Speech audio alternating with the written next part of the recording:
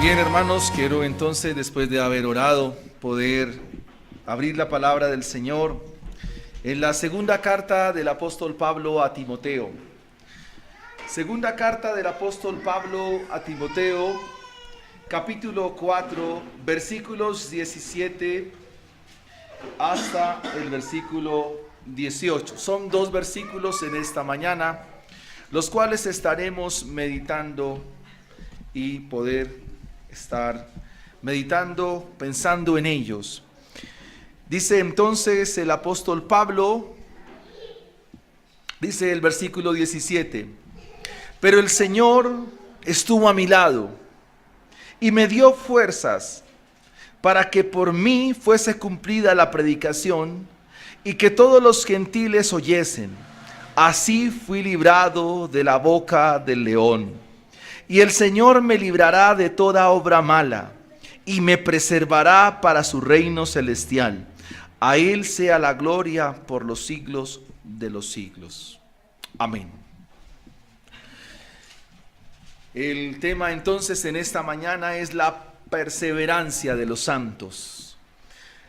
Algunos teólogos prefieren no hablar de la perseverancia porque en virtud de lo que es la gracia de Dios y su obrar constantemente en los santos, nos damos cuenta que nosotros no perseveramos, que realmente quien persevera por nosotros es Cristo mismo. Y entonces a esta doctrina, que se conoce con tres facetas, suele llamarse también no solo la perseverancia de los santos, sino que también suele llamarse la doctrina de la seguridad de la salvación. O también algunos le llaman la preservación de los santos. El pasaje que hemos leído en esta mañana, que corresponde al último escrito del apóstol Pablo, en su mensaje final a su discípulo y amado hijo en la fe llamado Timoteo, le escribe estas palabras. En versículos anteriores le dice: porque yo ya estoy listo para ser sacrificado. Y en ese capítulo 4, el apóstol le hace una encomienda muy grande. En el versículo 1 de este capítulo 4 le dice: te encarezco delante de Dios y del Señor Jesucristo, que juzgará a los vivos y a los muertos en su manifestación y en su reino, que prediques la palabra, que instes a tiempo y fuera de tiempo, redarguye, reprende, exhorta con toda paciencia y doctrina. Es decir, que su encargo va enfocado a que Timoteo debe predicar la palabra del Señor, que debe hacer la tarea pastoral, y que esa tarea pastoral tiene como fin que las almas, y obviamente todo aquel en quien el plan del Señor ha sido mostrado para salvación, puedan venir en arrepentimiento y fe a los pies del Señor. Ya sobre entonces los versículos finales, y ya casi como una despedida, le dice estas palabras en el versículo 17 de este capítulo 4. Pero el Señor estuvo a mi lado, me dio fuerzas para que por mí fuese cumplida la predicación y que todos los gentiles oyesen. Así fui librado de la boca del león. Es decir, que hasta aquí el apóstol Pablo nos está mostrando que su fin se acerca. Él mismo va a decir: he acabado la carrera, he guardado la fe, ahora me espera la corona de justicia, la cual el Señor me dará en su día glorioso. Lo que Pablo nos está mostrando es que el fin de su vida se acerca. Sus días ya están contados y ahora va a ir al sacrificio. Cuando hablamos de la perseverancia de los santos, o la preservación de los santos mejor, debemos entender el punto que quiero considerar inicialmente. El punto número 1 es un propósito. Dios ha tenido y tiene un propósito con nuestras vidas de principio a fin. La confesión de fe de Westminster en cuanto al tema dice que a quienes Dios ha llamado y que los ha llamado eficazmente, los va a santificar por su espíritu. y que no caerán nunca de su estado de gracia, porque quien los llama es firme en su propósito. Es decir, que aquí encontramos a un Dios que no fluctúa, a un Dios que no está esperando que tú te portes bien para tenerte en su gracia. Aquí no estamos viendo a un Dios que mira tu comportamiento para que Él pueda recibirle a misericordia. Cuando entendemos la doctrina de la preservación de los santos, debemos entender que sí nos equivocamos. Debemos entender que sí erramos. Debemos entender que continuamente en el trasegar de nuestra vida fallamos una y otra vez a Dios.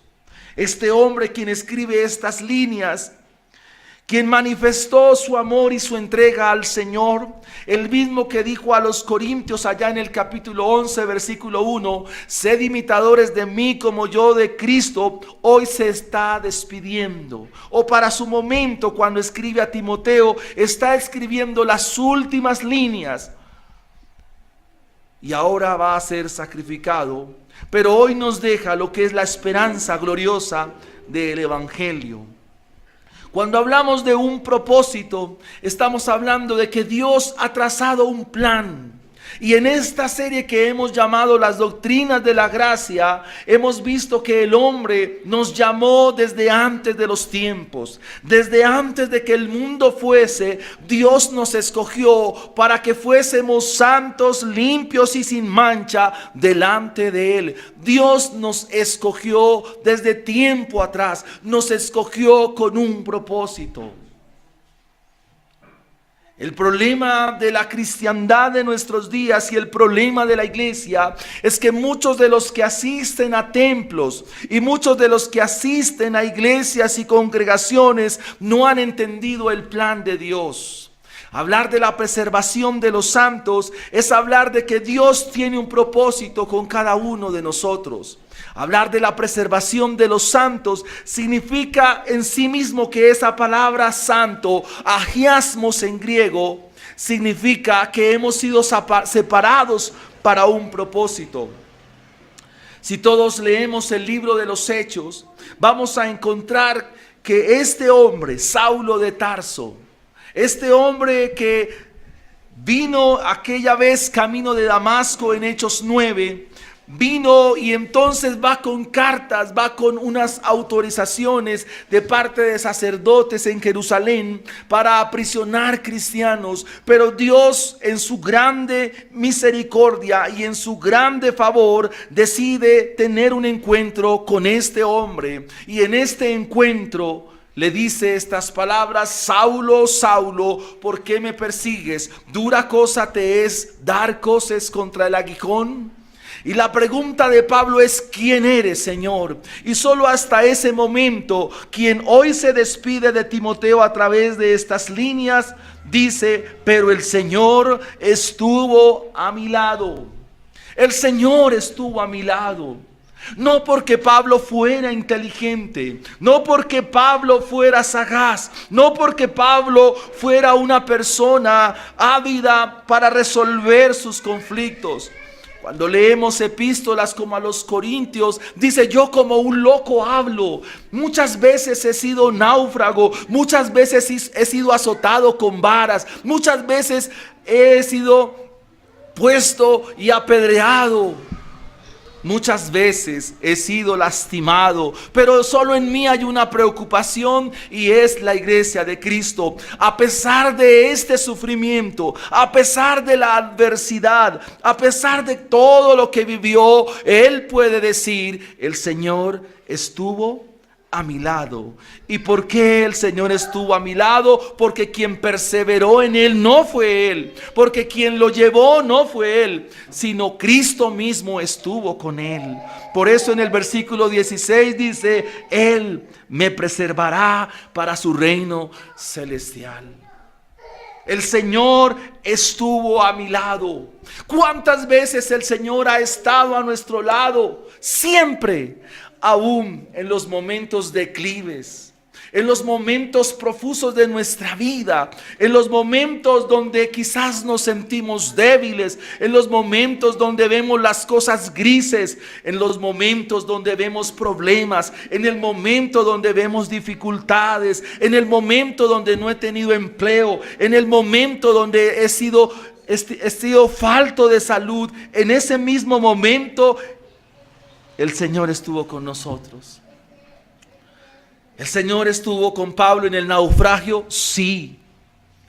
El Señor estuvo con Pablo mientras lo azotaban, sí. El Señor estuvo con Pablo mientras iba caminando en la entrega de la predicación del Evangelio, sí, porque entendió el propósito de Dios.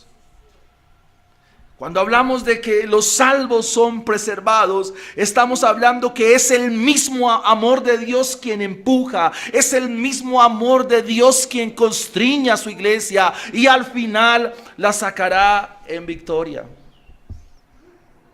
En este punto número 1 que le he titulado, le he puesto el propósito, encontramos que dentro de ese propósito no estamos solos. Encontramos que desde este propósito el Señor siempre va ahí. Bien se le revela el Señor a Moisés diciéndole: yo soy el Dios de Abraham, yo soy el Dios de Isaac, yo soy el Dios de Jacob. Eso Moisés lo entendió como diciendo: así como estuve con Abraham, así como estuve con Isaac, así también estuve con Jacob, así estaré contigo. Y ya en el capítulo 32 de Deuteronomio, entonces Moisés también, como cualquier hombre sobre esta tierra, llega a su fin. Y entonces el Señor ahora llama a Josué y le dice estas palabras: mi siervo Moisés ha muerto. Ahora tú comienza y lleva a este pueblo a la tierra prometida. El Señor estuvo con Moisés, estuvo con Josué, estuvo con David, y el Señor también está con nosotros. Ser preservados significa tener la compañía eterna del Señor. Ser preservados significa que cada paso que yo doy, en mi entrar, en mi salir, donde quiera que yo vaya, donde quiera que yo esté, el Señor estará a mi lado. Su compañía será permanente y continua con nosotros. Su compañía no tendrá faltante alguna. La compañía de mi Señor es latente, está conmigo. Aun cuando mis ojos puedan llorar, aun en los momentos de tristeza, aun en los momentos de angustia, aun cuando tú te sientas solo, ahí el Señor está contigo. Esa es una gran verdad del Evangelio. Esa es una verdad eterna del Evangelio. Aun cuando tú estés viviendo pecado y estés en pecado, aún el Señor está ahí contigo. El Señor estuvo a mi lado. ¿Y para qué está a nuestro lado? Si usted lee lo que Pablo está diciendo, dice: y estuvo a mi lado, ¿para qué? Para darnos fuerzas. Y este Dios es un Dios que es un matemático extraño. Porque todos sabemos que cuando cualquier número lo multiplicamos por 0, ¿cuál es el resultado? 0. Pero este Dios toma ese 0 de tus fuerzas, es decir, nada, y lo multiplica. De tal manera que Él multiplica las fuerzas del que no tiene ninguna. Siempre el Señor, así como estuvo con Pablo para sostenerlo y darle fuerzas, así en tu momento adverso, en tu día difícil, en tu día que no es tu día, el Señor te dará fuerzas. Fuerzas. Quizás muchos de ustedes han vivido momentos difíciles en la familia, por los hijos, por el trabajo, por la salud, la enfermedad, la escasez. Pero el Señor nos da fuerzas. El Señor nos da fuerzas para que sigamos. Pero recuerde que la fuerza es el resultado de la acción de Él. La fuerza es el resultado de lo que Él hace por medio de su Espíritu. El Señor está a nuestro lado. Dentro del propósito de Dios es que Dios esté a nuestro lado. Dios está contigo. ¿Recuerdan las palabras del Señor a Gedeón? Varón valiente y esforzado. ¿Usted está solo? No. Varón valiente y esforzado. Jehová está contigo.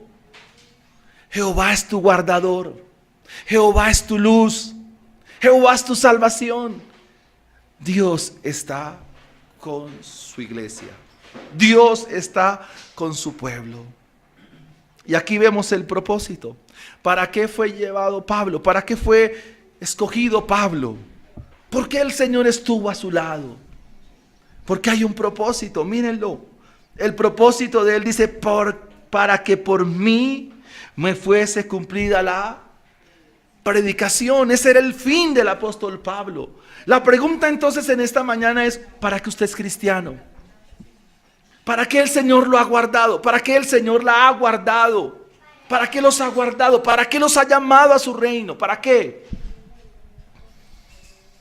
¿Para que nos sentemos, escuchemos y no hagamos nada? No.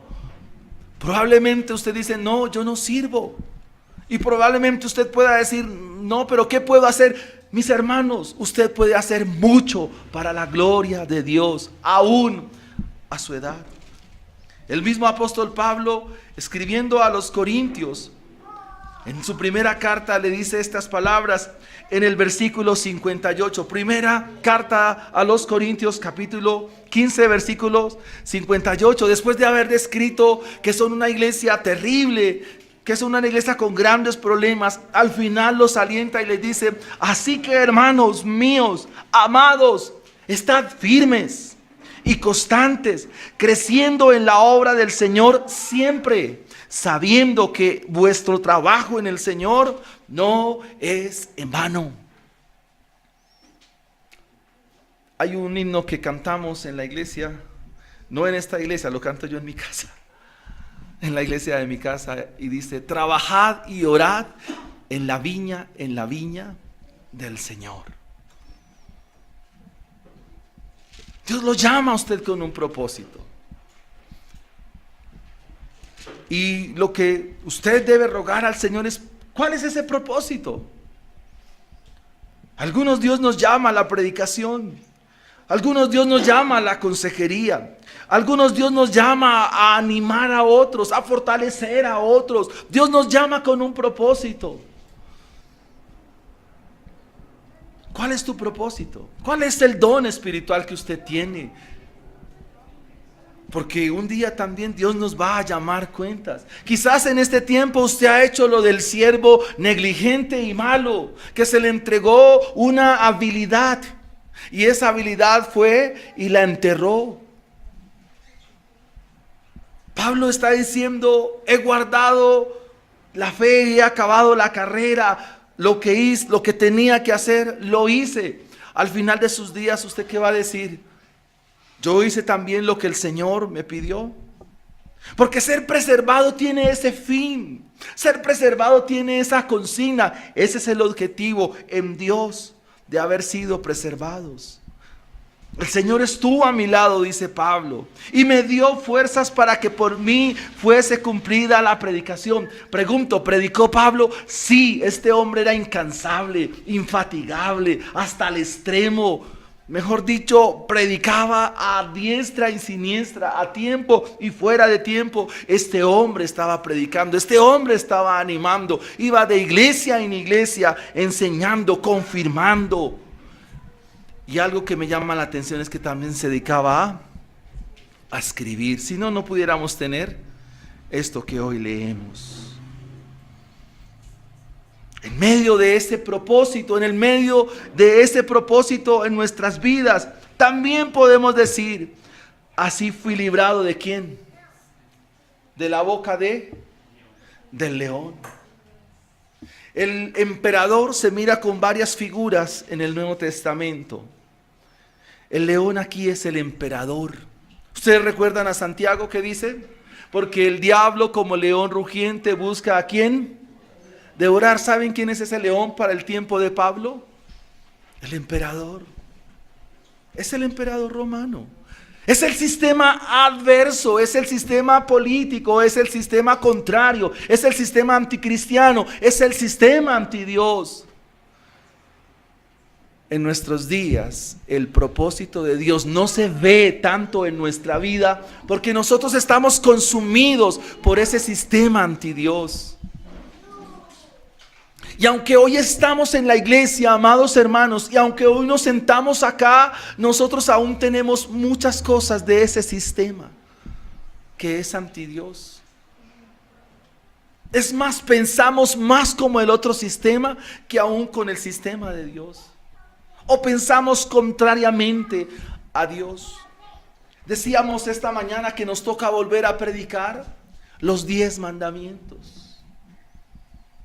Porque los mandamientos explícitamente nos hablan de la voluntad de Dios. Y la voluntad de Dios es preceptiva. La voluntad de Dios dice qué es lo que le agrada a Dios. Y el primer mandamiento dice: yo soy Jehová tu Dios. Yo soy tu Dios. No tengas dioses ajenos delante de mí.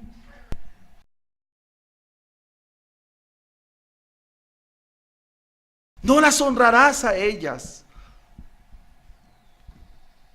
Cuando la Biblia entonces nos habla del carácter de Dios, nos está diciendo que es vivir conforme a Él y no conforme al sistema del león. No de la película El Rey León. El león es el sistema anticristiano, el sistema antidios. Hace mucho tiempo el pastor Samuel Millos hacía la comparación de que en la iglesia católica, en cuanto a la ofrenda y eso, colocaban el platoncito y las monedas iban sonando. Y muchos cristianos entonces a la hora de ofrendar también sacaban su moneda y la ponían ahí. Es decir, no se había cambiado, o sea, se cambiaba el escenario, se cambiaba quizás el lugar, pero en el corazón la práctica seguía siendo la misma. Es más, muchos cristianos se les pregunta por el mandamiento número 1 y responden: amarás a Dios sobre todas las cosas. Eso no es verdad. Sí lo dice ya en el Nuevo Testamento, pero el mandamiento es mucho más claro, mucho más dado en Éxodo capítulo 20. Pero dice la Biblia que aún Dios nos librará de ese sistema. ¿No ven la gracia de Dios tan maravillosa? Aunque tú quieras vivir como los demás, no lo vas a poder hacer. Aunque tú quieras vivir conforme al otro sistema, no vas a poder vivir, porque aún por la preservación de los santos y porque tú eres preservado para el reino de Dios y de su amado Hijo Jesucristo, aunque tú quieras vivir para allá, Dios te traerá otra vez de regreso. Y esa es una gran promesa en las Sagradas Escrituras. Dicho como lo dice Sinclair Ferguson en un libro de eclesiología, dice que aunque tú seas oveja, nunca vas a poder ser cabro. Por más que quieras mutar a ser cabro, no lo vas a poder ser, porque eres ¿qué? Oveja. Y habrá en la iglesia cabros que se vean como ovejas, pero no son ovejas. ¿Qué son? Cabros. Y en aquel día, así como el pastor separa las ovejas de los cabros, así aquel día el Señor también dirá a algunos: nunca los conocí, nunca los amé. Algunos que son trigo quieren vivir como la cizaña, y otros que son cizaña quieren ser trigo. Pero Dios pesa los corazones y Dios sabe quién es su hijo y quién no es su hijo. Y eso entonces nos lleva a nuestro segundo punto. Hemos hablado entonces del propósito. Dios tiene un propósito. Aprovecha los días que te quedan por vivir. Aprovéchalos sirviéndole a Dios. No los malgastes. Aprovéchalos en el servicio a Dios. Aún hay cosas por hacer. Aún los santos tienen cosas que hacer mientras el Señor nos llevará. El punto número 2 entonces lo encontramos en el versículo 18. Y el Señor me librará de toda obra mala. Esto significa que el Señor acciona su gracia, su misericordia, todo lo que Él es con nosotros, en nosotros y por nosotros. En nosotros porque su Espíritu está en medio nuestro.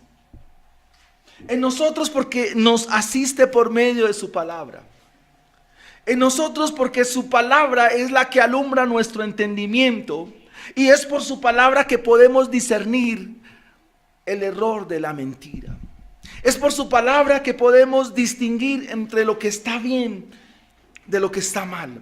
Es por su palabra y su acción a través de su gracia y su espíritu nos muestra lo moral, lo íntegramente según Él, de lo que es inmoral y de lo que es turbio y profuso en los sistemas religiosos. El Señor me librará de toda obra mala.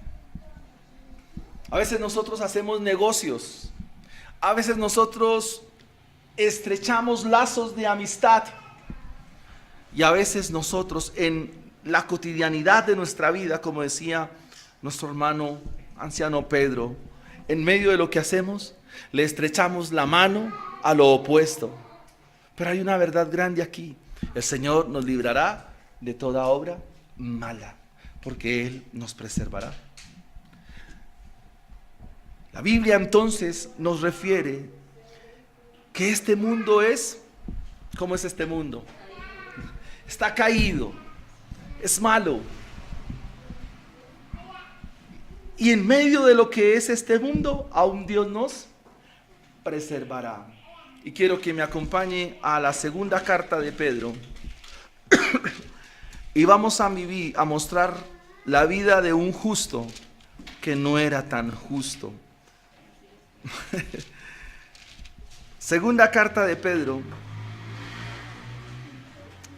capítulo 2, versículo 7. Pero miremos qué estaba haciendo antes, sin perder de vista, y quiero que vaya por favor a Génesis capítulo 19, versículos 1 al 6. Génesis capítulo 19, dice la Biblia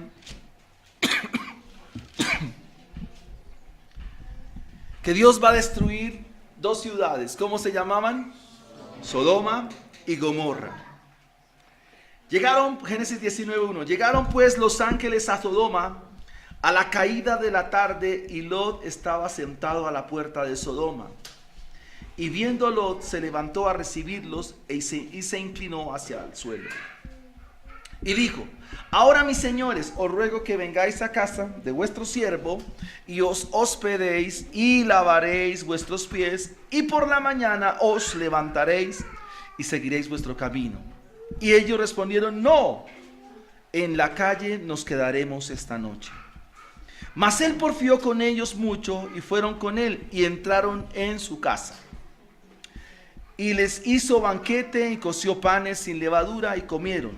Pero antes que se acostasen, rodearon la casa de los hombres de la ciudad, los varones de Sodoma. Todo el pueblo se juntó, desde el más joven hasta el más viejo. Y llamaron a Lot y le dijeron: ¿dónde están los varones que vinieron a ti esta noche? Sácalos, para que los conozcamos. Entonces Lot salió a ellos a la puerta y cerró la puerta tras sí y dijo, ¿cómo les dice? Hermanos míos, todos los que venían a la casa de Lot, ¿qué tipo de personas eran inmoralmente hablando? Era la comunidad LGTB de ese tiempo. Era no solo esta comunidad, sino también todo aquel que practica la inmoralidad que describe Romanos capítulo 1. Y usted, si mira el texto con detenimiento, ¿cómo los llama Lot a los de afuera, a los inmorales que están ahí? ¿Qué les dice? ¿Cómo les dijo? Hermanos. ¿Y por qué les dice hermanos? Porque Lot está inmerso en una sociedad. Y cuando las personas están dentro de una sociedad, terminan haciendo lo mismo que hace esa sociedad. Y siempre me ha llamado la atención es por qué Lot les dice hermanos, porque de alguna manera Lot se identifica con ellos, mas no tiene en cuenta que su identidad no es con la sociedad y la cultura en la cual vive, sino que en este momento la identidad debe ser para con Dios. Entonces cuando vamos a segunda carta de Pedro, Pedro ya nos lo aclara y nos dice que Lot, al igual que muchos de nosotros que estamos viviendo en una ciudad, en una cultura, somos guardados y somos preservados. Dice el versículo 7 del capítulo 2, dice, y libró, ahora ¿cómo llama a Lot? ¿Cómo lo llama? Le dice, al justo Lot. Y cuando vemos diciéndole a los otros hermanos, pero ¿qué clase de justo es este? Que a los no cristianos les dice ¿cómo? Hermanos. Y ahora que les dice, pero Pedro dice, Dios libró al justo, abrumado por la nefanda conducta de los malvados de su época. Porque este justo que moraba entre ellos afligía cada día su alma justa, viendo y oyendo los hechos inicuos de ellos. Es decir, que aunque Lot estaba en esta ciudad tan mala, esta ciudad tan inmoral, aún Dios lo iba a ¿qué? A preservar. Dios lo iba a preservar. Y Dios lo iba a sacar y librar del juicio que iba a venir sobre esta ciudad. ¿Qué juicio vino sobre esta ciudad? ¿Qué cayó del cielo? Azufre. Sodomitas a la bróster. Fritos por el fuego, fritos por el fuego que cayó del cielo. Pregunto, ¿Lot iba a venir a juicio? No. ¿Por qué no vino? Porque era justo. Y para ser justo se requiere que alguien lo haya justificado. Nosotros hacemos cosas que a Dios no le agradan. Es más, tenemos comunión y amistad con gente que Dios no aprueba. Tenemos amistad con gente que no es cristiana. Y hasta nos confabulamos, hacemos los mismos chistes de ellos, hablamos quizás las mismas palabras de ellos, actuamos quizás como ellos, pero un día vendrá juicio. Tú serás librado y ellos no. Aún hay familia nuestra que no piensa como nosotros. Probablemente ellos serán librados, ellos no serán librados, mas nosotros sí. A sus hijos, a los que Dios ha llamado en su propósito, y como bien lo señala la confesión de fe de Westminster, a los que Dios en su propósito ha llamado serán preservados de principio a fin. Pablo lo dice así en Filipenses 1:6, el que comenzó la buena obra en nosotros la terminará hasta el día de Jesucristo.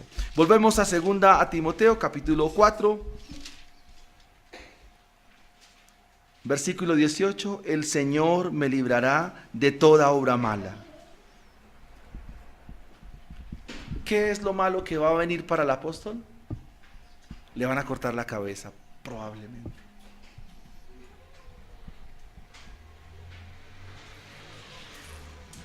Y viene y me preservará para su reino celestial. Y eso nos lleva entonces a nuestro tercer punto. No solo hay un propósito, no solo está la acción de la gracia de Dios en, por y en nosotros, con nosotros, sino que ahora viene un fin. El Salmo 1 dice, Jehová conoce el camino de los justos.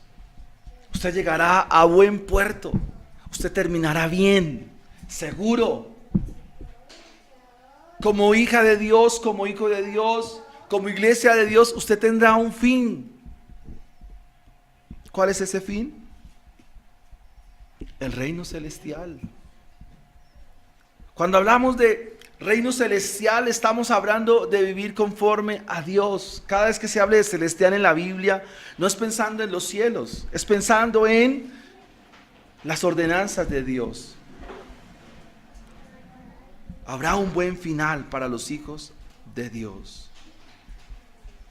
Dice entonces, al final del versículo 18, que el fin será consumado. Y entonces aquel día glorioso, sorbida será la muerte en victoria. Somos preservados para el reino celestial. Y miremos Apocalipsis capítulo 7, versículo 9. Dice el traductor Casiodoro de Reina, acá en la versión dice: después de esto miré. ¿Qué miró Juan? ¿Qué estaba viendo Juan? Dice: he aquí una gran multitud. Es decir, que los que Dios ha preservado los llevará a feliz puerto, a feliz término, a su reino. Y Juan tiene la oportunidad de verlos. Y lo primero que Juan dice es que vio una gran multitud. Eran muchos, muchísimos. Y esto mismo lo vio Daniel. Después de esto miré, y aquí una gran multitud.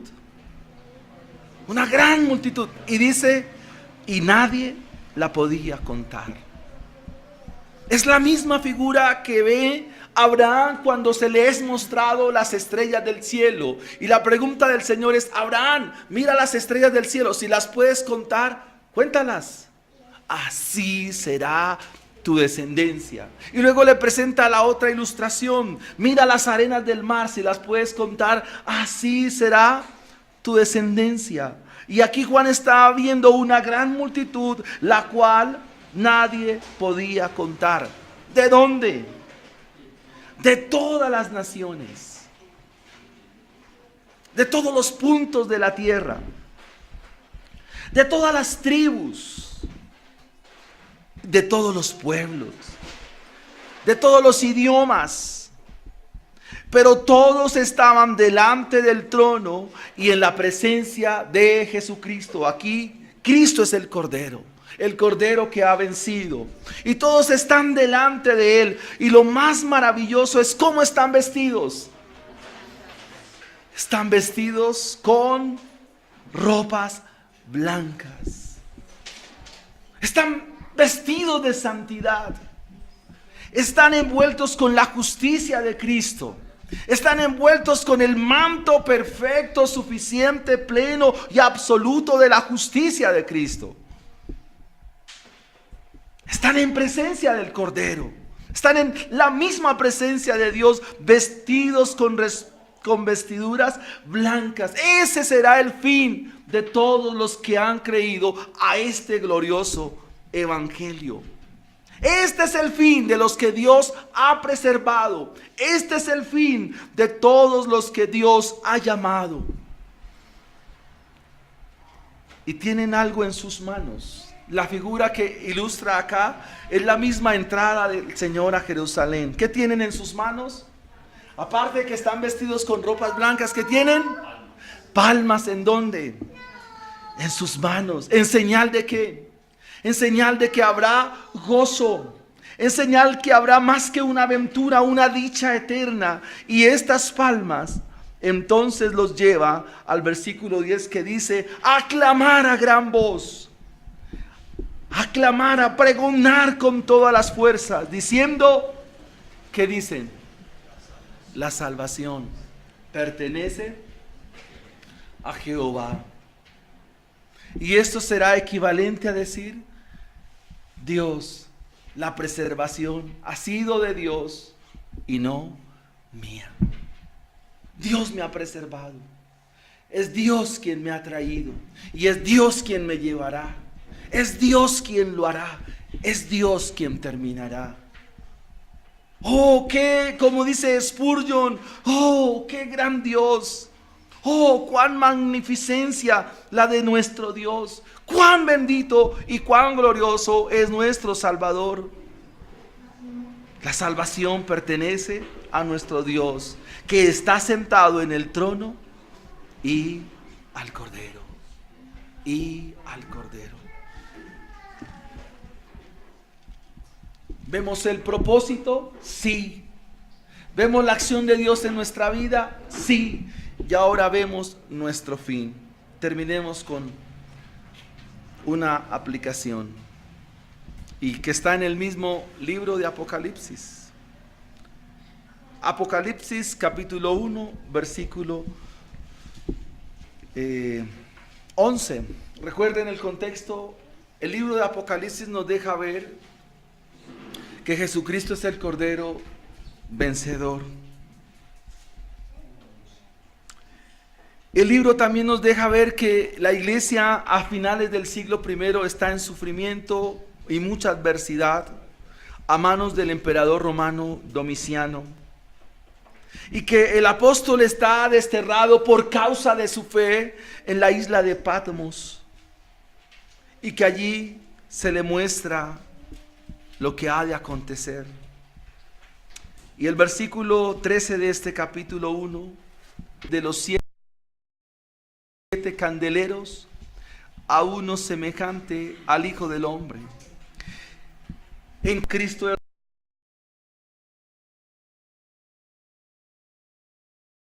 Rey, Cristo es sacerdote y Cristo es profeta. Y este capítulo 1 lo muestra de esa manera, en esos tres oficios. Y el versículo 13 dice algo muy maravilloso, como toda la Biblia. Y en medio de los 7 candeleros, a uno semejante al Hijo del Hombre, vestido de ropa que llegaba hasta los pies y ceñido por el pecho con un cinto de oro. Juan dice: ¿qué estoy viendo? No comprendo bien lo que estoy viendo. Y entonces el mismo Señor le dice en el versículo 20: el misterio de las 7 iglesias, el misterio de las 7 estrellas que has visto en mi diestra, y de los 7 candeleros de oro. Las 7 estrellas son los ángeles de las 7 iglesias, y los 7 candeleros que has visto son las 7 iglesias. ¿Qué está diciendo el Señor? Número 1, que estamos en las manos del Señor. Estamos en las manos de nuestro Dios.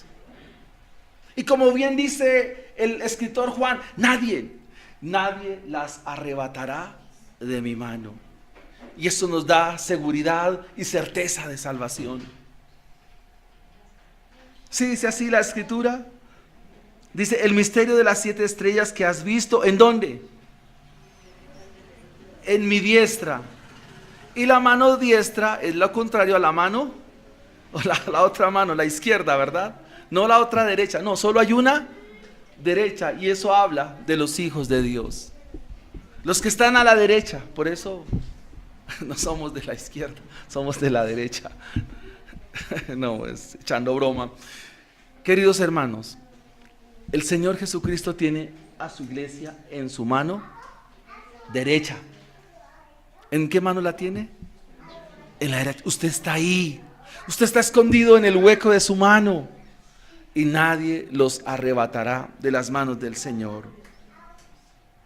Segundo, este mismo Cristo Juan, en el versículo 13 dice: el que anda en medio de los 7 candeleros. Aquí se está usando una figura del Antiguo Testamento, del libro de Levítico. Y el sacerdote, cuando estaba al frente de las lámparas y de los candeleros, su misión era que el fuego no se apagara. La misión del sacerdote era que ponerle aceite a las lámparas y que estas lámparas no se apagaran. Es el mismo Señor Jesucristo, amados hermanos, que nunca ha permitido y nunca permitirá que el fuego de Dios en nosotros se apague o se consuma. Aunque tú pienses, aunque tú creas y aunque tú intentes separarte de Dios, nada te podrá separar de Dios. Nada. ¿Cuánto se ha querido apagar en nuestra vida? ¿Cuántas veces tú has querido renunciar a las cosas de Dios? ¿Y cuántas veces has pensado impíamente como Asaf, diciendo, ¿de qué me ha valido ser cristiano? ¿Y es que acaso los bienes de esta tierra se conforman a lo que te espera finalmente? En esta tierra se puede parecer a la promesa del Señor en su reino celestial para que pienses tan impíamente. ¿Por qué comparas cosas de esta tierra con las cosas celestiales? Si las cosas de esta tierra son efímeras, son pasajeras, son de momento. Esto que tú ves y que nosotros vemos, esto algún día terminará.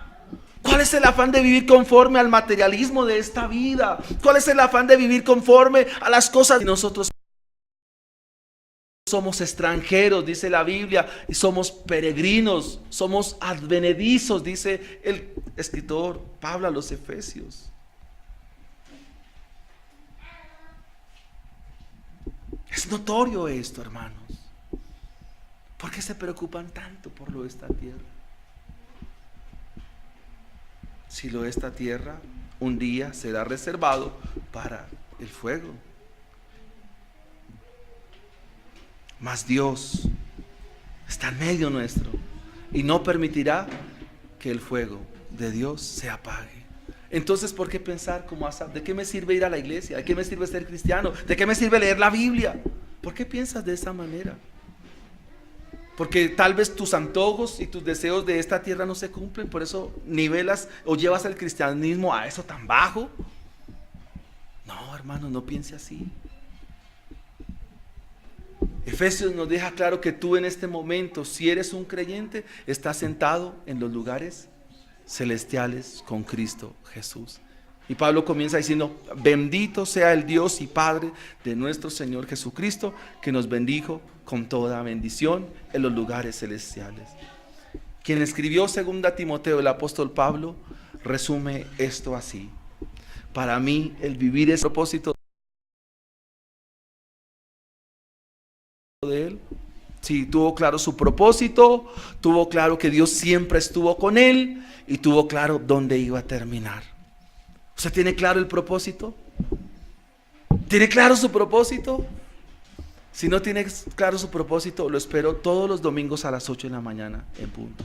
Venga y estudiamos la Biblia y la Biblia nos irá diciendo cuál es nuestro propósito. Madrugue, es el día del Señor. Si usted madruga para los otros días, ¿por qué para el día del Señor no madruga?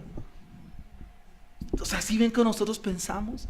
Tenemos tan contrario todo, o sea, pensamos que reposo es quedarnos durmiendo en la cama. O sea, usted no ha entendido el propósito. Usted no ha entendido el propósito. Le invito a que mire la serie Los 10 Mandamientos del Pastor Luis en la Congregación Santa Lucía.